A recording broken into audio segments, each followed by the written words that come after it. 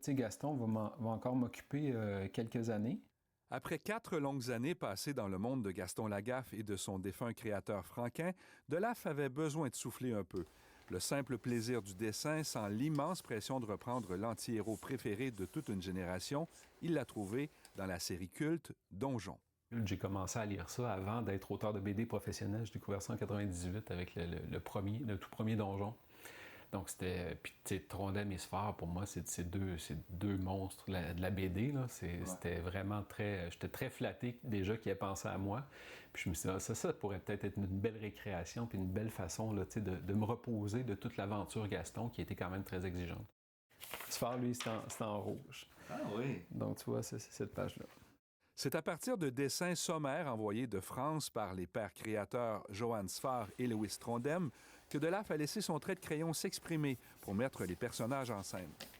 L'aventure, Donjon Parade, nécromancien pour de faux, pour laquelle il a consacré presque 5 mois de travail, fait partie d'une sous-série de la grande série Donjon.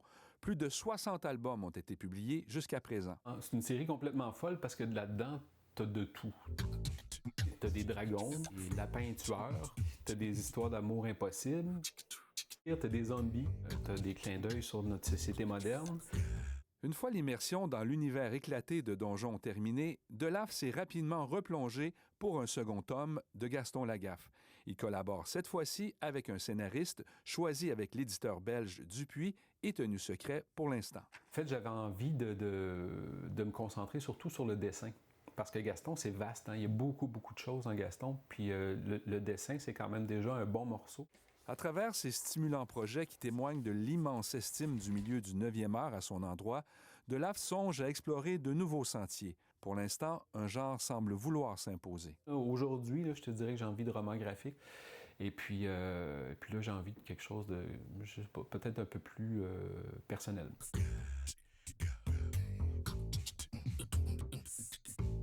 Avant de crayonner les premières esquisses, Delaffe garde des scénarios échafaudés dans un petit coin de sa tête, question de rester bien concentré sur la production du prochain album de Gaston Lagaffe, dont la sortie est prévue pour l'automne 2026. Ici Régent Blais, Radio-Canada, à Sherbrooke.